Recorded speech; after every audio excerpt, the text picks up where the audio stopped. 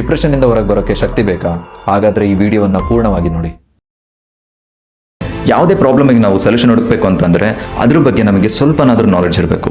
So ಈ depression ಬಗ್ಗೆ ಸ್ವಲ್ಪ ತಿಳ್ಕೊಳ್ಳೋಣ ಬನ್ನಿ.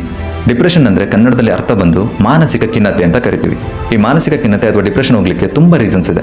ಈಗ ಸುಮಾರು ಯುವಕರಲ್ಲಿ ನೋಡ್ಬೋದು, ಬ್ರೇಕಪ್ ಇಂದ ಡಿಪ್ರೆಷನ್ ಹೋಗಿರ್ತಾರೆ, ಇಲ್ಲ ಗೋಲ್ನ ಅಚೀವ್ ಮಾಡೋಕ್ಕೆ ಆಗಿಲ್ಲ ಅಂತ ಡಿಪ್ರೆಷನ್ಗೆ ಹೋಗಿರ್ತಾರೆ, ಅಥವಾ ಹೆಲ್ತ್ ರೀಸನ್ಸಿಂದ ಡಿಪ್ರೆಷನ್ಗೆ ಹೋಗಿರ್ತಾರೆ, ಈವನ್ ಫೈನಾನ್ಷಿಯಲ್ ರೀಸನ್ಸಿಂದನೂ ಡಿಪ್ರೆಷನ್ಗೆ ಹೋಗಿರ್ತಾರೆ, ಅಥವಾ ಅನೇಕ ಕಾರಣಗಳಿಂದ ಮಾನಸಿಕ ಖಿನ್ನತೆಗೆ ಒಳಗಾಗಿರ್ತಾರೆ. ರೀಸನ್ ಏನೇ ಆಗಿರ್ಬೋದು, ಆದರೆ ಪ್ರಾಸೆಸ್ ಮಾತ್ರ ಸೇಮ್. ಒಂದೇನೋ ಅಹಿತಕರ ಘಟನೆ ಅಂದರೆ ಸಹಿಸ್ಕೊಳ್ಳೋಕ್ಕಾಗದೇ ಇರೋ ಘಟನೆ ನಡೆದಿರುತ್ತೆ. ಅದರ ಬಗ್ಗೆ ಯೋಚನೆ ಮಾಡಿ ಮಾಡಿ ಮಾಡಿ ಒಂದು ಯೋಚನೆಯಿಂದ ಇನ್ನೊಂದು ಯೋಚನೆ, ಇನ್ನೊಂದು ಯೋಚನೆಯಿಂದ ಮತ್ತೊಂದು ಯೋಚನೆ, ಇದೇ ಥರ ಒಂದು ಲೂಪ್ ಕ್ರಿಯೇಟ್ ಆಗಿರುತ್ತೆ ಮೈಂಡಲ್ಲಿ. ಸೊ ಆ ಲೂಪ್ ಯಾವಾಗಲೂ ರನ್ ಆಗ್ತಾ ಇರುತ್ತೆ ಮತ್ತು ನೆಗೆಟಿವ್ ಸೈಡ್ ಆಫ್ ದ ಲೈಫಿಗೆ ಕರ್ಕೊಂಡು ಹೋಗ್ತಾ ಇರುತ್ತೆ. ಆ ಲೂಪ್ ಆಫ್ ಥಾಟ್ಸಿನ ರಿಪಿಟೇಷನ್ ನಡೀತಾ ಇರುತ್ತಲ್ಲ, ಆ ರಿಪಿಟೇಷನ್ ಒಳಗಡೆ ನಾವು ಯಾವಾಗ ಸಿಕ್ಕಾಕೋತೀವಿ, ದ್ಯಾಟ್ ಈಸ್ ಕಾಲ್ಡ್ ಟ್ರಾಪ್. ಇದನ್ನು ನಾನೇನೋ ಸಿಂಪಲ್ ಆಗಿ ಹೇಳ್ತಿರ್ಬೋದು, ಆದರೆ ಇದು ಅಷ್ಟು ಸಿಂಪಲ್ ಇಲ್ಲ. ಯಾಕೆ ಸಿಂಪಲ್ ಆಗಿಲ್ಲ ಅಂದರೆ ಅದು ಸಾವಿನ ಹತ್ತಿರಕ್ಕೂ ಕರ್ಕೊಂಡು ಹೋಗ್ಬೋದು. ರಿಸರ್ಚರ್ಸ್ ಹೇಳ್ತಾರೆ, ಈ ಡಿಪ್ರೆಷನಲ್ಲಿ ಬರೋ ಥಾಟ್ಸು ಆಲ್ಮೋಸ್ಟ್ ಸೂಸೈಡಲ್ ಥಾಟ್ಸ್ ಆಗಿರುತ್ತೆ ಅಂತ. ಈ ಡಿಪ್ರೆಷನಲ್ಲಿರೋರು ಯಾವಾಗಲೂ ಇನ್ಆಕ್ಟಿವ್ ಆಗಿರ್ತಾರೆ, ಯಾರ ಜೊತೆನೂ ಮಾತಾಡಬೇಕು ಅಂತ ಅನಿಸ್ತಾ ಇರಲ್ಲ. ಸೊ ಅದಕ್ಕೆ ಅವರು ಒಬ್ಬರೇ ಕಾಲ ಕಳೀತಾ ಇರ್ತಾರೆ, ತುಂಬ ಜಾಸ್ತಿ ಮಲಗ್ತಾ ಇರ್ತಾರೆ ಅಥವಾ ಮಲಗೋದೇ ಇಲ್ಲ, ತುಂಬ ಬೇಜಾರಾಗಿರ್ತಾರ ಕಾಣ್ತಾ ಇರ್ತಾರೆ, ಒಂಥರ ಲೈಫಲ್ಲಿ ಹೋಪೇ ಇರೋದಿಲ್ಲ, ನಾನು ವರ್ತ್ಲೆಸ್, ನಾನು ಯಾವುದಕ್ಕೂ ಉಪಯೋಗಕ್ಕೆ ಇಲ್ಲ ಅಂತ ಅಂದ್ಕೊಂಡಿರ್ತಾರೆ. ಯಾವಾಗಲೂ ಯಾವುದ್ರಲ್ಲಾದರೂ ಎಂಜಾಯ್ಮೆಂಟ್ ಮಾಡ್ತಾ ಇದ್ರು ಅಂದರೆ ಆ ಡಿಪ್ರೆಷನ್ ಪೀರಿಯಡ್ನಲ್ಲಿ ಅವ್ರಿಗೆ ಯಾವುದು ಕೂಡ ಎಂಜಾಯ್ಮೆಂಟ್ ಅಂತ ಅನಿಸ್ತಾನೆ ಇರಲ್ಲ. No happiness literally. ದಿನಪೂರ್ತಿ ಒಂಥರ ಲೋ ಎನರ್ಜಿ ಇರುತ್ತೆ ಮತ್ತು ತುಂಬ ಗಿಲ್ಟಿ ಫೀಲಿಂಗ್ಸ್ ಕಾಡ್ತಾ ಇರುತ್ತೆ ಅವ್ರಿಗೆ. ಥಿಂಕಿಂಗಲ್ಲಿ ಟ್ರಬಲ್ ಇರುತ್ತೆ, ಕಾನ್ಸಂಟ್ರೇಷನ್ ಮಾಡೋಕ್ಕಾಗ್ತಿರಲ್ಲ, ಫೋಕಸ್ ಇರಲ್ಲ, ಅದಕ್ಕೋಸ್ಕರ ಡಿಸಿಷನ್ ಮೇಕಿಂಗ್ ಪವರ್ ಕೂಡ ತುಂಬ ಕಮ್ಮಿ ಆಗಿರುತ್ತೆ. ಈವನ್ ಲೈಫ್ನ ಎಂಡ್ ಮಾಡಬೇಕು, ಸೂಸೈಡ್ ಮಾಡ್ಕೋಬೇಕು ಅನ್ನೋ ಥಾಟ್ಸ್ ಎಲ್ಲ ರನ್ ಆಗ್ತಾ ಇರುತ್ತೆ ಮೈಂಡಲ್ಲಿ. ಈ ಥರ ಡಿಪ್ರೆಷನ್ನಿಂದ ಸೂಸೈಡ್ ಮಾಡ್ಕೊಳ್ತಿರೋ ಸಂಖ್ಯೆ ಕೂಡ ತುಂಬ ಹೆಚ್ಚಿಗೆ ಇದೆ. ಬರೀ ಕಾಮನ್ ಪೀಪಲ್ ಅಲ್ಲ, ಈವನ್ ಟಾಪ್ ಮೋಸ್ಟ್ ಕಾಲೇಜಿಂದ ಔಟ್ಪುಟ್ ಆಗ್ತಿರೋ ಸ್ಟೂಡೆಂಟ್ಸ್ ಆಗಿರ್ಬೋದು ಅಥವಾ ಬಿಗ್ ಸೆಲೆಬ್ರಿಟೀಸ್ ಆಗಿರ್ಬೋದು, ಸಾವಿಗೆ ಶರಣಾಗ್ತಿದ್ದಾರೆ ಈ ಡಿಪ್ರೆಷನ್ನಿಂದ. ಈಗ ಯಾರಾದರೂ ಸೂಸೈಡ್ ಮಾಡ್ಕೊಳ್ಳೋಕ್ಕೆ ಪ್ಲಾನ್ ಮಾಡ್ತಾ ಇದ್ದಾರೆ ಅಂದರೆ ಜಸ್ಟ್ ಥಿಂಕ್ ಮಾಡಿ, ಅವ್ರಿಗೆ ಯಾರಾದರೂ ಹೊರಗಡೆಯಿಂದ ನೀನು ಸೂಸೈಡ್ ಮಾಡ್ಕೊ ಅಂತ ಹೇಳ್ತಾ ಇದ್ದಾರಾ ಅಂತ? ನೋ, ಅವರಿಗೆ ಒಳಗಡೆ ಇರೋ ತನ್ನ ಓನ್ ಮನಸ್ಸು ಹೇಳ್ತಾ ಇರೋದು ಅವನಿಗೆ ಸೂಸೈಡ್ ಮಾಡ್ಕೊ ಅಂತ. ನಮ್ಮನ್ನು ಕೊಲ್ಲೋನು ನಮಗೆ ಶತ್ರು ಆಗ್ತಾನೆ. ಅದೇ ರೀತಿ ಇವಾಗ ನನಗೆ ಸೂಸೈಡ್ ಮಾಡ್ಕೊಳ್ಳೋಕ್ಕೆ ಪ್ರೇರೇಪಿಸ್ತಿರೋ ಈ ಮೈಂಡ್ ಅಥವಾ ಮನಸ್ಸು ನನಗೆ ಶತ್ರು ಆಗ್ತಾ ಇದೆ ಅಂತ ಅರ್ಥ. ಅದನ್ನೇ ಕೃಷ್ಣ ಕೂಡ ಭಗವದ್ಗೀತೆಯಲ್ಲಿ ಹೇಳೋದು, ಯಾರು ತಮ್ಮ ಮನಸ್ಸನ್ನು ನಿಯಂತ್ರಣದಲ್ಲಿ ಇಟ್ಕೊಂಡಿದ್ದಾರೆ ಅವರಿಗೆ ತಮ್ಮ ಮನಸ್ಸು ಬೆಸ್ಟ್ ಫ್ರೆಂಡ್, ಆದರೆ ಯಾರು ಅದನ್ನು ನಿಯಂತ್ರಣದಲ್ಲಿ ಇಟ್ಕೊಂಡಿಲ್ಲ ಅವರಿಗೆ ವರ್ಸ್ಟ್ ಎನಿಮಿ ಅಂದರೆ ಹಿತಶತ್ರು ಅಂತ. ಈಗ ನೀವು ನೋಡಿದ್ರೆ ನಮಗೆ ನಮ್ಮ ಮನಸ್ಸೇ ಶತ್ರು ಆಗಿದೆ. ಯಾಕೆ ಅಂತಂದರೆ ನಾವು ಮನಸ್ಸನ್ನು ನಿಯಂತ್ರಿಸ್ತಾ ಇಲ್ಲ, ಅದ್ರ ಬದಲಾಗಿ ಮನಸ್ಸೇ ನಮ್ಮನ್ನು ನಿಯಂತ್ರಿಸ್ತಾ ಇದೆ. ಸೊ ನಾವೀಗ ಅರ್ಥ ಮಾಡ್ಕೊಂಡ್ವಿ, mind control is the very essential and fundamental to lead our life ಅಂತ. ಇವನ್ ನಮ್ಮ ಗುರುಕುಲಗಳಲ್ಲಿ ಟೀಚ್ ಮಾಡ್ತಾ ಇದ್ದಿದ್ದೆ how to control the mind, ಅದೇ ಫಸ್ಟ್ ಎಜುಕೇಷನ್. ಬಟ್ ಇವಾಗಿನ ಎಜುಕೇಷನ್ ಸಿಸ್ಟಮಲ್ಲಿ ಅದೊಂದು ಬಿಟ್ಟು ಇನ್ನೆಲ್ಲ ಇದೆ, but the most fundamental thing ಇಲ್ಲ. ನೀವು ನೋಡಿದ್ರೆ ಸ್ಪಿರಿಚುಯಾಲಿಟಿ ಅಥವಾ ಆಧ್ಯಾತ್ಮಿಕತೆಯ ಫಸ್ಟ್ ಲೆಸನ್ ಬಂದು never ever trust your mind ಅಂತ.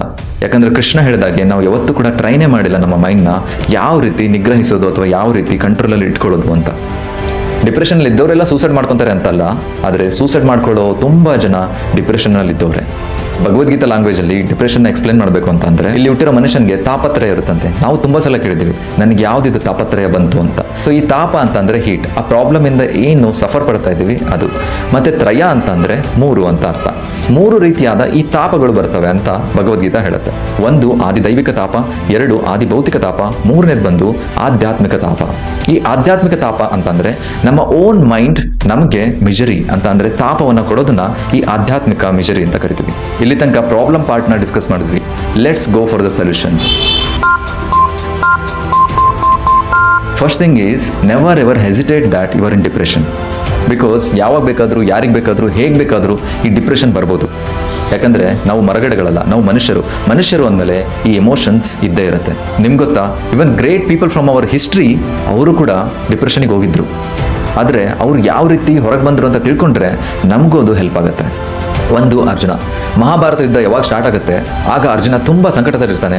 ಯಾಕಂತ ಅಂದರೆ ಆ ಕೌರವರ ಮೇಲೆ ನಾನು ಯುದ್ಧ ಮಾಡಬೇಕು ಅಂತ. ಅವರೆಲ್ಲ ನನ್ನ ಅಣ್ಣ ತಮ್ಮಂದಿರಿದ್ದಾರೆ, ಭೀಷ್ಮ ಪಿತಾಮಹರಿದ್ದಾರೆ, ಮತ್ತು ನನ್ನ ಗುರುಗಳಿದ್ದಾರೆ ದ್ರೋಣರು, ಅವ್ರ ಮೇಲೆಲ್ಲ ನಾನು ಹೇಗೆ ಯುದ್ಧ ಮಾಡಬೇಕು ಅಂತ ಲಿಟ್ರಲಿ ಅರ್ಜುನ ಡಿಪ್ರೆಷನ್ಗೆ ಒಳಗಾಗಿರ್ತಾನೆ. ಆಗ ಅರ್ಜುನ ಅಪ್ರೋಚ್ ಮಾಡೋದು ಕೃಷ್ಣ ಹಿಮ್ಸೆಲ್ಫ್. ಸೊ ಆ ಅರ್ಜುನನ ಡಿಪ್ರೆಷನ್ ಕೃಷ್ಣನಿಂದ ಬಗೆಹರಿಯುತ್ತೆ. ಸೊ ನಾವೆಲ್ಲ ಅರ್ಥ ಮಾಡ್ಕೋಬೇಕು, 1 ಅರ್ಜುನ ತನ್ನ ಡಿಪ್ರೆಷನಿಂದ ಯಾವ ರೀತಿ ಹೊರಗೆ ಬಂದ, 2ನೇದು ತನ್ನ ಫ್ರೆಂಡ್ ಆದ ಕೃಷ್ಣ ಅರ್ಜುನನ್ನ ಯಾವ ರೀತಿ ಗೈಡ್ ಮಾಡ್ದ ಡಿಪ್ರೆಷನಿಂದ ಹೊರಗೆ ಬರೋಕೆ ಅಂತ. ನೀವು ಭಗವದ್ಗೀತೆಯ ಮೊದಲನೇ ಅಧ್ಯಾಯದಲ್ಲಿ ನೋಡಿದ್ರೆ ಅರ್ಜುನನ ವಿಷಾದ ಯೋಗ ಇದೆ. ಅಂದರೆ ಅರ್ಜುನ ತನ್ನ ಪ್ರಾಬ್ಲಮ್ಸ್ನೆಲ್ಲ ಕೃಷ್ಣನ ಹತ್ರ ಹೇಳ್ಕೊತಾ ಇದ್ದಾನೆ. ಹೇಳ್ಕೊಂಡಾದ್ಮೇಲೆ ಕೃಷ್ಣ ಹೇಳ್ತಾನೆ ಅರ್ಜುನನ್ಗೆ, ಮಾತ್ರ ಸ್ಪರ್ಶಾಸ್ತು ಕೌಂತೆಯ ಶೀತೋಷ್ಣ ಸುಖ ದುಃಖದಾಹ ಆಗಮ ಪಾಯಿನೋ ನಿತ್ಯಸ್ಥಾಂ ತಿತಿಕ್ಷಸ್ವ ಭಾರತ ಅಂತ. ಅಂದರೆ ಅರ್ಜುನ ನೀನು ಹೇಳ್ತಾ ಇದೀಯಾ ನೀನು ನಿನ್ನ ಡ್ಯೂಟಿ ಮಾಡೋಕ್ಕಾಗೋದಿಲ್ಲ, ನಿನಗೆ ತುಂಬ ಪ್ರಾಬ್ಲಮ್ಸ್ ಇದೆ ಅಂತ.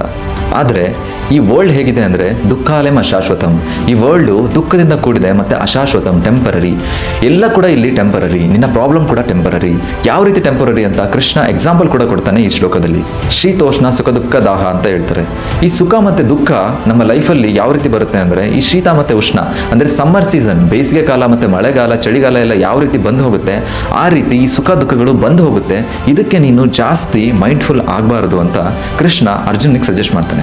ಅದೇ ರೀತಿ ನಾವು ನೋಡೋದಾದ್ರೆ ನಿಮಗೆ 1000 ರೀಸನ್ನಿಂದ ನಿಮಗೆ ಡಿಪ್ರೆಷನ್ ಬಂದಿರ್ಬೋದು, ಬಟ್ ಈ ಡಿಪ್ರೆಷನ್ ಕೂಡ very temporary in this world. So ಅದಕ್ಕೆ ಕೃಷ್ಣ ಅರ್ಜುನ್ಗೆ ಸಜೆಸ್ಟ್ ಮಾಡ್ತಾನೆ, ತಾಮ್ ತಿತಿಕ್ಷಸ್ವ ಭಾರತ. ಅಂದರೆ ನೀನು ಈ ಮಳೆಗಾಲ ಬೇಸಿಗೆಗಾಲ ಬಂದಾಗ ಯಾವ ರೀತಿ ಸಹಿಸ್ಕೋತೀಯಾ ಅದೇ ರೀತಿ ಸುಖ ಬಂದಾಗಲೂ ಸಹಿಸ್ಕೋಬೇಕು ಮತ್ತು ದುಃಖ ಬಂದಾಗಲೂ ಸಹಿಸ್ಕೋಬೇಕು ಅಂತ. ಸೊ ನಾವಿವಾಗ ಅರ್ಥ ಮಾಡ್ಕೊಂಡ್ವಿ ಈ ವರ್ಲ್ಡಲ್ಲಿ ಎಲ್ಲ ಟೆಂಪರರಿ, ಅದೇ ರೀತಿ ನನ್ನ ಡಿಪ್ರೆಷನ್ ಕೂಡ ಟೆಂಪರರಿ. ಸೊ ಇದು ಕೂಡ ಹೋಗುತ್ತೆ, ನಾನು ಸಹಿಸ್ಕೋಬೇಕು ಅಂತ. ಸೊ ಎಲ್ಲಿವರೆಗೂ ಸಹಿಸ್ಕೋಬೇಕು? ಈ ಡಿಪ್ರೆಷನ್ ಹೋಗೋ ತನಕ ಸಹಿಸ್ಕೋಬೇಕು, ಹೌದು. ಆದರೆ ಈ ಡಿಪ್ರೆಷನ್ ಹೋಗ್ಲಿಕ್ಕೆ ಏನು ಮಾಡಬೇಕು? ದ ಸೊಲ್ಯೂಷನ್ ಏನು? 1 ಪಾಯಿಂಟ್ ಸೊಲ್ಯೂಷನ್ ಏನು ಅಂತ ಅಂದರೆ ನಾನು ವಿಡಿಯೋದ ಮೊದಲಿಗೆ ಹೇಳಿದ್ದೆ, ನಾವು ಈ ಯೋಚನೆಗಳ ಲೂಪ್ ಅಂದರೆ ಈ ಥಾಟ್ಸ್ನ ಲೂಪ್ನ ಕ್ರಿಯೇಟ್ ಮಾಡಿದ್ದೀವಿ, ಅದರೊಳಗಡೆ ಟ್ರ್ಯಾಪ್ ಆಗಿದ್ದೀವಿ ಅಂತ. ಸೊ ಇವಾಗ this the time to break that loop. ನಾವು ಕೇಳಿದ್ದೀವಿ empty mind is the devil workshop ಅಂತ, ಅಂದರೆ ಖಾಲಿ ತಲೆ ಭೂತದ ಮನೆ. ಇವಾಗಿಂದ ಪ್ರಾಕ್ಟಿಕಲ್ ಟಿಪ್ಸ್ನ ಹೇಳ್ತೀನಿ, ನೋಟ್ ಡೌನ್ ಮಾಡ್ಕೋತಾ ಹೋಗಿ. ನಾನು ಸಜೆಸ್ಟ್ ಮಾಡೋ ಫಸ್ಟ್ ಆ್ಯಕ್ಷನ್ ಬಂದು, ನೀವು ಯಾವಾಗ ಎದ್ದೇಳ್ತೀರ ಬೆಳಿಗ್ಗೆ, ಇಮ್ಮಿಡಿಯೇಟ್ಲಿ ಮೇಕ್ ಯುವರ್ ಬೆಡ್.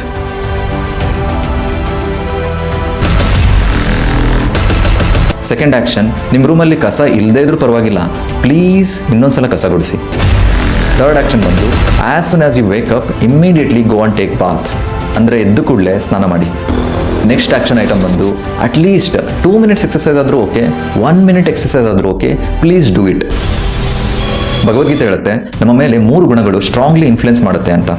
ಒಂದನೇದು ಬಂದು ಸತ್ವಗುಣ, ಎರಡನೇದು ರಜೋಗುಣ, ಮೂರನೇದು ತಮೋಗುಣ ಅಂತ. ವ್ಯಕ್ತಿ ಯಾವಾಗ ಡಿಪ್ರೆಷನಲ್ಲಿ ಇರ್ತಾನೆ ಅವನು ತಮೋಗುಣದಲ್ಲಿ ಇರ್ತಾನೆ. ತಮೋಗುಣದ ಬಿಹೇವಿಯರ್ ಏನು ಅಂತಂದರೆ ಯಾವಾಗಲೂ ಒಬ್ಬನೇ ಇರಬೇಕು ಅಂತ ಅನಿಸೋದು, ಮತ್ತು ಯಾವಾಗಲೂ ಇನ್ಯಾಕ್ಟಿವ್ ಆಗಿರೋದು, ಆಮೇಲೆ ಅನ್ನೆಸರಿ ಥಾಟ್ಸ್, ಉಪಯೋಗಕ್ಕೆ ಬರದೇ ಇರೋ ಥಾಟ್ಸು ತುಂಬ ಬರ್ತಾ ಇರುತ್ತೆ. ಇದು ತಮೋಗುಣ. ಆದರೆ ಭಗವದ್ಗೀತೆ ಹೇಳುತ್ತೆ ಎಲ್ಲರೂ ಸತ್ವಗುಣಕ್ಕೆ ಬರಬೇಕು, ಆವಾಗ ನಮಗೆ ನಾಲೆಡ್ಜ್ ಅರ್ಥ ಆಗುತ್ತೆ ಅಂತ. ನಾವು ತಮೋಗುಣದಿಂದ ಸತ್ವಗುಣಕ್ಕೆ ಇಮಿಡಿಯೇಟ್ಲಿ ಶಿಫ್ಟ್ ಆಗಬೇಕು ಅಂತಂದರೆ ಒಂದು ಒಳ್ಳೆ ವೆಪನ್ ಏನಾದರೂ ಇದೆಯಪ್ಪ ಅಂತಂದರೆ ಅದು ಹರೇ ಕೃಷ್ಣ ಮಹಾಮಂತ್ರ ಜಪ. ಸೈಂಟಿಫಿಕ್ಲಿ ಕೂಡ ಪ್ರೂವ್ ಆಗಿದೆ. ನಮ್ಮ ಬ್ರೈನಲ್ಲಿ ಆಲ್ಫಾ, ಬೀಟಾ, ಗ್ಯಾಮಾ, ತೀಟಾ ಈ ಥರದ ವೇವ್ಸ್ಗಳಿರುತ್ತೆ. ಇದರಲ್ಲಿ ಆಲ್ಫಾ ವೇವ್ ಅಂದರೆ ಆಲ್ಫಾ ತರಂಗ ಬಂದುಬಿಟ್ಟು ನಮ್ಮ ಕಾಮ್ನೆಸ್ ಎಷ್ಟಿದೆ ಅಂತ ಚೆಕ್ ಮಾಡೋ ತರಂಗ. ಒನ್ ಆಫ್ ದ ಎಕ್ಸ್ಪೆರಿಮೆಂಟ್ನಲ್ಲಿ ಏನು ಮಾಡ್ತಾರೆ ಅಂತಂದರೆ 10 ನಿಮಿಷದ ಹರೇ ಕೃಷ್ಣ ಮಂತ್ರದ ಜಪದ ಮೊದಲು ಅವರ ಆಲ್ಫಾ ತರಂಗವನ್ನು ಟೆಸ್ಟ್ ಮಾಡ್ತಾರೆ ಮತ್ತು ನೋಟ್ ಡೌನ್ ಮಾಡ್ಕೋತಾರೆ. ಅದಾದಮೇಲೆ 10 ನಿಮಿಷದ ಹರೇ ಕೃಷ್ಣ ಮಹಾಮಂತ್ರದ ಜಪದ ನಂತರ ಅವರ ಬ್ರೈನ್ ವೇವ್ ಅಂದರೆ ಆಲ್ಫಾ ತರಂಗವನ್ನು ಟೆಸ್ಟ್ ಮಾಡ್ತಾರೆ. ಆಗ ಆಲ್ಫಾ ತರಂಗದಲ್ಲಿ ಡಿಫ್ರೆನ್ಸ್ ಗೊತ್ತಾಗುತ್ತೆ, ಅದು ಇನ್ಕ್ರೀಸ್ ಆಗಿರೋದು ಕಾಣುತ್ತೆ. ಅಂದರೆ ಕಾಮ್ನೆಸ್ ಇನ್ಕ್ರೀಸ್ ಆಗ್ತಾ ಇದೆ ಈ ಜಪ ಮಾಡೋದ್ರಿಂದ ಅಂತ. ಈ ಹರೇ ಕೃಷ್ಣ ಮಹಾಮಂತ್ರದಲ್ಲಿ ಮಂತ್ರ ಅಂತ ಬರುತ್ತೆ. ಈ ಮಂತ್ರದಲ್ಲಿ ಮನ್ ಅಂದರೆ ಮನ, ತ್ರ ಅಂದರೆ ತ್ರಯತೆ. ತುಂಬ ನೆಗೆಟಿವ್ ಯೋಚನೆಗಳಿಂದ ಕೂಡಿರೋ ಈ ಮನವನ್ನು ದೂರ ಮಾಡೋದಕ್ಕೆ ತ್ರಯತೆ ಅಂತ ಕರಿತೀವಿ, ಅದಕ್ಕೆ ಇದು ಮಂತ್ರ. ಈ ಹರೇ ಕೃಷ್ಣ ಮಹಾಮಂತ್ರವನ್ನು ಜೋರಾಗಿ ಉಚ್ಚರಿಸೋದ್ರಿಂದ ಮತ್ತು ಆ ಉಚ್ಚಾರಣೆನ ನಾವು ಕಿವಿಯಿಂದ ಕೇಳೋದ್ರಿಂದ ಆ ಕಿವಿಯಿಂದ ಹೃದಯಕ್ಕೆ ಮತ್ತು ಈ ಮೈಂಡಿಗೆ ಹೋಗೋ ಹರಿನಾಮ ಈ ಎಲ್ಲ ಯೋಚನೆಗಳಿಂದ ದೂರ ಮಾಡುತ್ತೆ. ಅಂದರೆ ಈ ಲೂಪ್ ಆಫ್ ಥಾಟ್ಸ್ನ ಬ್ರೇಕ್ ಮಾಡಲಿಕ್ಕೆ ತುಂಬ ಹೆಲ್ಪ್ ಮಾಡುತ್ತೆ. ಸೊ ಪ್ರಾಸೆಸ್ ಏನು? ಲೌಡ್ಲಿ ಚಾಂಟ್ ಅಂದರೆ ಜೋರಾಗಿ ಉಚ್ಚರಿಸಿ ಮತ್ತು ಅದನ್ನೇ ಕೇಳಿ ಅಟ್ಲೀಸ್ಟ್ ಫಾರ್ ಸಮ್ ಟೈಮ್ ನಾವೇನು ಮಾಡ್ತಾ ಇದ್ದೀವಿ, ಈ ಮೈಂಡ್ನ ಬೇರೆ ಯೋಚನೆಯಿಂದ ಭಗವಂತನ ಯೋಚನೆಗೆ ತಿರುಗಿಸ್ತಾ ಇದ್ದೀವಿ. ಅಂದರೆ ಇಂಡೈರೆಕ್ಟ್ಲಿ ಆ ಲೂಪ್ನ ಹೊಡಿತಾ ಇದ್ದೀವಿ. ಬನ್ನಿ ನನ್ನ ಜೊತೆನೂ 3 ಟೈಮ್ಸ್ ಹರೇ ಕೃಷ್ಣ ಮಹಾಮಂತ್ರನ ಹೇಳಿ ಪ್ರಾಕ್ಟೀಸ್ ಮಾಡ್ಕೊಳ್ಳಿ. ಹರೇ ಕೃಷ್ಣ ಕೃಷ್ಣ ಕೃಷ್ಣ ಹರೇ ಹರೇ, ಹರೇ ರಾಮ ರಾಮ ರಾಮ ಹರೇ ಹರೇ, ಹರೇ ಕೃಷ್ಣ ಕೃಷ್ಣ ಕೃಷ್ಣ ಹರೇ ಹರೇ, ಹರೇ ರಾಮ ರಾಮ ರಾಮ ಹರೇ ಹರೇ, ಹರೇ ಕೃಷ್ಣ ಕೃಷ್ಣ ಕೃಷ್ಣ ಹರೇ ಹರೇ, ಹರೇ ರಾಮ ರಾಮ ರಾಮ ಹರೇ ಹರೇ. ಸೊ ಈ ಹರೇ ಕೃಷ್ಣ ಮಹಾಮಂತ್ರ ಸೈಂಟಿಫಿಕ್ಲಿ ಪ್ರೂವನ್ ಮತ್ತು ಫಿಲಾಸಫಿಕಲಿ ಪ್ರೂವನ್ ಮತ್ತು ಗ್ರೇಟ್ ಆಚಾರ್ಯಸ್ ಇಂದ ಪ್ರಿಸ್ಕ್ರೈಬ್ಡ್ ಆಗಿದೆ. ಸೊ ನೀವು ಅನ್ಹೆಸಿಟೇಟಿಂಗ್ಲಿ ಚಾಂಟ್ ಮಾಡ್ಬೋದು. Go to lock up in a room, loudly chant and hear loudly. Somehow or the other you have to touch the Nama. All depression will run away. There is no bigger medicine for depression than Nama, because Nama is the ocean of happiness. But you have to touch. You have to touch with what? With your attention. So please, you do it chanting very loudly. Maybe it's very tiring for your throat, But do it, if you cannot do 16 rounds, do 2, 3 rounds, 4 rounds, 5 rounds. And you tell me whether it will change your entire brain chemicals will change. Depression chemicals all will go away. So ಈ ಲೂಪ್ನ break ಮಾಡಲಿಕ್ಕೆ ಇನ್ನೊಂದು action item ಕೊಡ್ತೀನಿ, ಅದು hearing about Krishna. ಅಂದರೆ ಕೃಷ್ಣ ಕಥೆಯನ್ನು ಕೇಳೋದು. ಕೃಷ್ಣ ಎಷ್ಟು attractive ಅಂತ ಅಂದರೆ ಅವನಿಗೆ ಮದನ ಮೋಹನ ಅಂತ ಕರಿತೀವಿ. ಅಂದರೆ ಯಾರನ್ನು ಬೇಕಾದರೂ ಅವನು ತನ್ನ ಕಡೆಗೆ ಸೆಳೆದು ಬಿಡ್ತಾನೆ. ನೀವು ವೃಂದಾವನದಲ್ಲಿ ನೋಡಿದ್ರೆ ಕೃಷ್ಣನ ತಂದೆ, ತಾಯಿ ಮತ್ತು ಎಲ್ಲ ಗೋಪಿಯರು, ಗೋಪಾಲರು, ಅಷ್ಟೇ ಯಾಕೆ ಹಸುಗಳು, ಕರುಗಳು ಎಲ್ಲವೂ ಕೂಡ ಕೃಷ್ಣನಿಗೆ ಆಕರ್ಷಿತವಾಗಿರುತ್ತೆ. ನಾವು ಯಾವಾಗ ಕೃಷ್ಣನ ಬಗ್ಗೆ ಕೇಳ್ತೀವಿ, ನಮ್ಮ ಮೈಂಡ್ ಅಂದರೆ ಮನಸ್ಸು ಕೂಡ ಕೃಷ್ಣನೆಡೆಗೆ ಆಕರ್ಷಿಸುತ್ತೆ. ಇದು ಕೂಡ ಒಂದು ಬಿಗ್ಗೆಸ್ಟ್ ಪವರ್ಫುಲ್ ಫಾರ್ಮುಲಾ ನಮಗೆ ಈ ಲೂಪ್ ಆಫ್ ಥಾಟ್ಸ್ನ ಬ್ರೇಕ್ ಮಾಡಲಿಕ್ಕೆ. ಕೃಷ್ಣ ಕಥಾ ಕೇಳಬೇಕು ಅಂತ ಅಂದರೆ ಕಮೆಂಟ್ ಸೆಕ್ಷನಲ್ಲಿ ಕೃಷ್ಣ ಕಥಾ ಅಂತ ಹಾಕಿ ನಾನು ನಿಮಗೆ ವಿಡಿಯೋನ ಕಳಿಸ್ತೇನೆ. ನೆಕ್ಸ್ಟ್ ಆ್ಯಕ್ಷನ್ ಐಟಮ್ ಬಂದು ಸ್ಪೀಕ್ ಔಟ್. ಅಂದರೆ ಯಾರ ಹತ್ರನಾದರೂ ನೀವು ಮಾತಾಡಿ. ನಿಮ್ಮ ಟ್ರಸ್ಟ್ ವರ್ತ್ ಇರೋರ ಹತ್ರ ಪ್ರಾಬ್ಲಮ್ನ ಹೇಳ್ಕೊಡಿ. ಅವರು ನಿಮ್ಮ ಪ್ರಾಬ್ಲಮ್ನ ಸಾಲ್ವ್ ಮಾಡೋಕ್ಕೆ ಆಗದೆ ಇರ್ಬೋದು, ಸ್ಟಿಲ್ ನೀವು ಹೇಳ್ಕೊಡಿ. ಹೇಗೆ ಭಗವದ್ಗೀತೆಯಲ್ಲಿ ಅರ್ಜುನ ಕೃಷ್ಣನ ಹತ್ರ ಎಲ್ಲವನ್ನು ಹೇಳ್ಕೊತಾನೆ ತನ್ನ ಮನಸ್ಸಿನಲ್ಲಿರೋದು. ಅಂದರೆ you are vomiting whatever is there in your mind. Okay, ನೀವೇನೋ ಹೇಳ್ಕೊಳ್ತೀರಾ, ಆದರೆ ಅವ್ರು ಕೇಳಬೇಕಲ್ಲ. ಸೊ ಅವರಿಗೂ ಒಂದು ಅಡ್ವೈಸ್ ಇದೆ. ಭಗವದ್ಗೀತೆಯಲ್ಲಿ ನಾವು ನೋಡ್ತೀವಿ, ಯಾವಾಗ ಅರ್ಜುನ ಹೇಳ್ಕೊಳ್ಳಿಕ್ಕೆ ಸ್ಟಾರ್ಟ್ ಮಾಡ್ತಾನೆ, ಕೃಷ್ಣ ಸುಮ್ಮನೆ ವಿತ್ ಅ ಸ್ಮೈಲಿಂಗ್ ಫೇಸ್ ಎಲ್ಲದನ್ನು ಕೇಳ್ತಾ ಇರ್ತಾನೆ, ಅಂದರೆ ಸ್ಪಂದಿಸ್ತಾ ಇರ್ತಾನೆ. ಅಂದರೆ ಅರ್ಜುನ ಹೇಳ್ತಿರೋದು ಎಲ್ಲ ರೈಟ್ ಇದೆಯಾ, ಅದಕ್ಕೆ ಕೃಷ್ಣ ಕೇಳಿಸ್ಕೊಂತ ಇದ್ದಾನೆ ಅಂತಂದರೆ no, just for sake of hearing is hearing. ಯಾರಾದರೂ ಡಿಪ್ರೆಷನಲ್ಲಿ ಇದ್ದಾರೆ, ಅವ್ರು ನಮ್ಮ ಜೊತೆ ಮಾತಾಡಬೇಕು ಅಂತ ಬಯಸ್ತಿದ್ದಾರೆ ಅಂತಂದರೆ ನಾವು ಕೃಷ್ಣನ ಎಕ್ಸಾಂಪಲ್ ತೊಗೋಬೇಕು ಮತ್ತು ಅವರಿಂದ ನಾವು ಸುಮ್ಮನೆ ಕೇಳಿಸ್ಕೋಬೇಕು. ಅವರು ಹೇಳ್ತಾ ಇರೋದು ನಮ್ಮಿಂದ ಸೊಲ್ಯೂಷನ್ ಸಿಗುತ್ತೆ ಅಂತ ಅಲ್ಲ, ಜಸ್ಟ್ ಅವರು ತಮ್ಮ ಹಾರ್ಟ್ನ ಎಕ್ಸ್ಪ್ರೆಸ್ ಮಾಡ್ತಾ ಇದ್ದಾರೆ. ಅವರಂದ್ರೆ ವಾಮಿಟ್ ಮಾಡ್ತಾ ಇದ್ದಾರೆ ಅವ್ರೊಳಗಿರೋ ಎಲ್ಲ ಥಿಂಗ್ಸ್ನ. ನೆಕ್ಸ್ಟ್ ಆ್ಯಕ್ಷನ್ ಐಟಮ್ ಬಂದು ಮಂದಿರ. ನಮ್ಮ ಬಾಡಿಗೆ ಫಿಸಿಕಲಿ ಏನಾದರೂ ಹೆಲ್ತ್ ಹಾಳಾಯಿತು ಅಂತಂದರೆ ನಾವು ಇಮಿಡಿಯೇಟ್ಲಿ ಹಾಸ್ಪಿಟಲ್ಗೆ ಹೋಗ್ತೀವಿ. ಅದೇ ರೀತಿ ಇವಾಗ ಮನಸ್ಸು ಹಾಳಾಗಿದೆ ಅಂದರೆ ಮನಸ್ಸಿಗೆ ಡಿಸೀಸ್ ಬಂದಿದೆ ಅಂದರೆ ನಾವು ಅಂದರೆ ಮನದ ಹಾಸ್ಪಿಟಲ್ ಮಂದಿರಕ್ಕೆ ಹೋಗಬೇಕು. ನಿಮಗೆ ಟ್ರಸ್ಟೆಡ್ ಫ್ರೆಂಡ್ಸ್ ಅಥವಾ ಟ್ರಸ್ಟೆಡ್ ಪೀಪಲ್ ಯಾರು ಸಿಗಲಿಲ್ಲ ನಿಮ್ಮ ಲೈಫಲ್ಲಿ ಅಂತಂದರೆ ಮಂದಿರದಲ್ಲಿ ಡಿವೋಟೀಸ್ ಅಂದರೆ ಭಕ್ತರು ಇರ್ತಾರೆ, ಅವ್ರ ಹತ್ರ ಶೇರ್ ಕೂಡ ಮಾಡ್ಕೋಬೋದು. ಓಕೆ, ನಿಮಗೆ ಅವ್ರು ಕೂಡ ಕಂಫರ್ಟೇಬಲ್ ಆಗ್ತಾ ಇಲ್ವಾ, ಮಂದಿರದಲ್ಲಿ ಸಾಕ್ಷಾತ್ ಕೃಷ್ಣ ನಿಂತಿರ್ತಾನೆ, ಅವನಿಗೆ ಹೋಗಿ ನಿಮ್ಮ ಎಲ್ಲ ಮಾತುಗಳನ್ನು ಹೇಳಿ ಅರ್ಜುನ ಹತ್ರ. ಮುಂದಿನ ಆ್ಯಕ್ಷನ್ ಐಟಮ್ ಬಂದು ಒಂದು ನೋಟ್ಬುಕ್ ತಗೊಳ್ಳಿ, ಒಂದು ಪೆನ್ ತಗೊಳ್ಳಿ, ಅದರಲ್ಲಿ ಬರಿತಾ ಹೋಗಿ ನಿಮಗೆ ಏನೆಲ್ಲ ಫೀಲಿಂಗ್ಸ್ ಬರ್ತಾ ಇದೆ, ನಿಮಗೆ ಏನೆಲ್ಲ ಥಾಟ್ಸ್ ಬರ್ತಾ ಇದೆ, ಅದು ನೆಗೆಟಿವ್ ಆಗಿರಲಿ ಪಾಸಿಟಿವ್ ಆಗಿರಲಿ, just right it down, just ಬರಿತಾ ಹೋಗಿ. ನಿಮ್ಮ ಲೈಫಲ್ಲಿ ಯಾರೆಲ್ಲ ಹೆಲ್ಪ್ ಮಾಡಿದ್ದಾರೆ, ನಿಮ್ಮ ಲೈಫಲ್ಲಿ ಯಾರೆಲ್ಲ ಒಳ್ಳೇದು ಮಾಡಿದ್ದಾರೆ, ಅವ್ರನ್ನೆಲ್ಲ ನೆನೆಸ್ಕೊಂತ ಅವ್ರ ಹೆಸರು ಮುಂದೆ ಅವ್ರು ಏನೆಲ್ಲ ಒಳ್ಳೇದು ಮಾಡಿದ್ದಾರೆ ಅಂತ ಬರಿತಾ ಹೋಗಿ. ಮತ್ತು ನೆಕ್ಸ್ಟ್ ಥಿಂಗ್, ನಿಮ್ಮ ಲೈಫಲ್ಲಿ ಇಲ್ಲಿ ತನಕ ಏನೆಲ್ಲ ಪಾಸಿಟಿವ್ ಆಗಿದೆ ಮತ್ತು ನಿಮಗೆ ಎಕ್ಸೈಟ್ಮೆಂಟ್ ಆಗಿರೋ ಕ್ಷಣಗಳನ್ನೆಲ್ಲ ನೆನೆಸ್ಕೊಂಡು ಬರಿತಾ ಹೋಗಿ. ನೆಕ್ಸ್ಟ್ ರೋನಲ್ಲಿ ನಿಮಗೆ ಯಾವಾಗೆಲ್ಲ ದೇವರು ಯಾವ ಥರ ಹೆಲ್ಪ್ ಮಾಡಿದ್ದಾನೆ ಅಂತ ಏನಾದರೂ ಅನಿಸಿದರೆ ಅದನ್ನು ಕೂಡ ಬರಿತಾ ಹೋಗಿ. ಇನ್ನೊಂದು ಮೋಸ್ಟ್ ಇಂಪಾರ್ಟೆಂಟ್ ಥಿಂಗ್ ಏನು ಅಂತ ಅಂದರೆ ಡೋಂಟ್ ಬಿಲೀವ್ ಎವ್ರಿ ಥಾಟ್. ಪ್ರತಿ ಯೋಚನೆ ಕೂಡ ನೀವು ನಂಬಕ್ಕೆ ಹೋಗ್ಬೇಡಿ. ಯಾಕಂತಂದರೆ ನಾವು ಆಲ್ರೆಡಿ ಡಿಸ್ಕಸ್ ಮಾಡಿದ್ವಿ, ಈ ಮೈಂಡ್ ನಮಗೆ ಶತ್ರು ಥರ ಆ್ಯಕ್ಟ್ ಮಾಡ್ತಾ ಇರುತ್ತೆ ಅಂತ.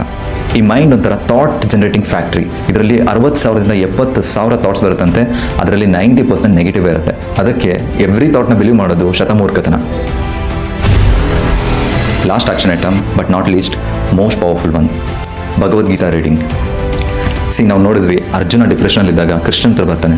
ಕೃಷ್ಣನ ಹತ್ರ ಬಂದಾದ್ಮೇಲೆ ಡಿಪ್ರೆಷನ್ ಎಲ್ಲ ಹೋಗಿ ಅವನು ವಿಕ್ಟೋರಿಯಸ್ ಆಗ್ತಾನೆ, ಅವ್ನ ಲೈಫಲ್ಲಿ ಗೆಲ್ತಾನೆ, ಇವನ್ ಯುದ್ಧದಲ್ಲಿ ಗೆಲ್ತಾನೆ. ಯಾವ ರೀತಿ ಸಾಧ್ಯ ಆಯಿತು? Before depression same Arjuna, after depression same Arjuna, but ಬದಲಾಗಿದ್ದೇನೋ ಅವನ ಮನಸ್ಸು. ಹೇಗೆ ಬದಲಾಯಿತು? ಕೃಷ್ಣನ ಮಾತು ಅಂದರೆ ಈ ಭಗವದ್ಗೀತೆಯಿಂದ. ನಮ್ಗೆ ಗೊತ್ತಿದೆ ಎಷ್ಟೋ ಜನದ ಲೈಫು ಈ ಭಗವದ್ಗೀತೆಯಿಂದ ಚೇಂಜ್ ಆಗಿದೆ ಅಂತ.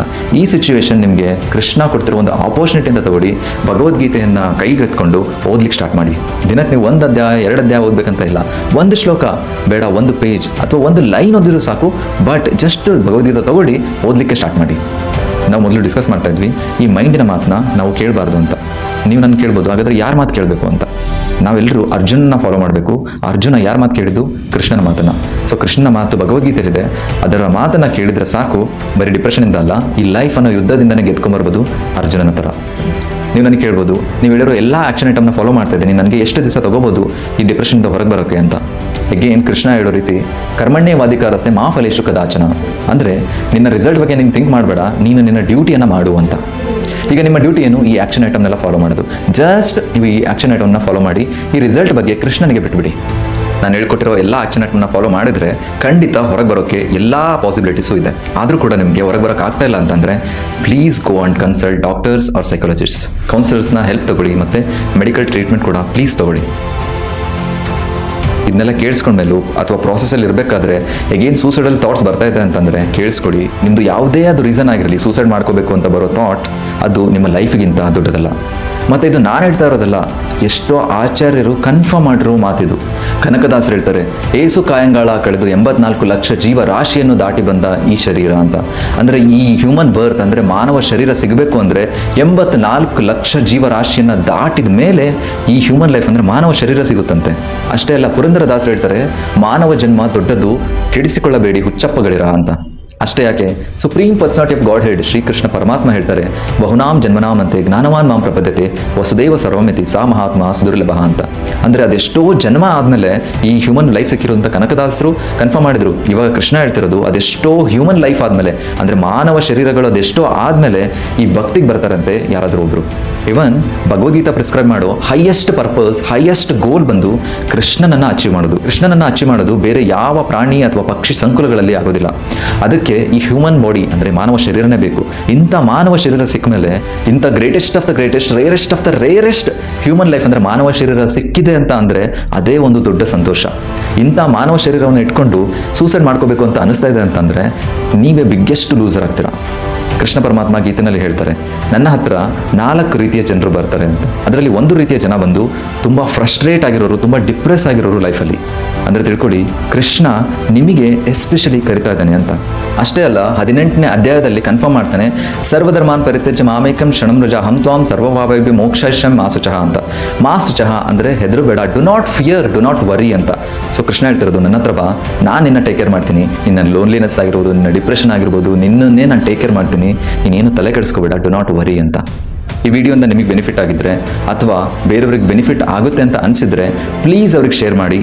ನೀವು ಶೇರ್ ಮಾಡೋ ಈ ವಿಡಿಯೋ ಒಂದು ಜೀವವನ್ನು ಉಳಿಸ್ಬೋದು ಅಥವಾ ಅವರನ್ನು ಕೃಷ್ಣ ಭಕ್ತಿಗೆ ತರಲೂಬಹುದು ಕೂಡ. ಹರೇ ಕೃಷ್ಣ, ಜೈ ಶ್ರೀಲ ಪ್ರಭುಪಾದ್. ನೀವು ನಮ್ಮ ಈ ಸೇವೆಗೆ ಸಪೋರ್ಟ್ ಮಾಡಬೇಕು ಅಂತ ಬಯಸಿದರೆ ಇಲ್ಲಿ QR ಕೋಡನ್ನು ಹಾಕಿರ್ತೇನೆ. You can contribute here.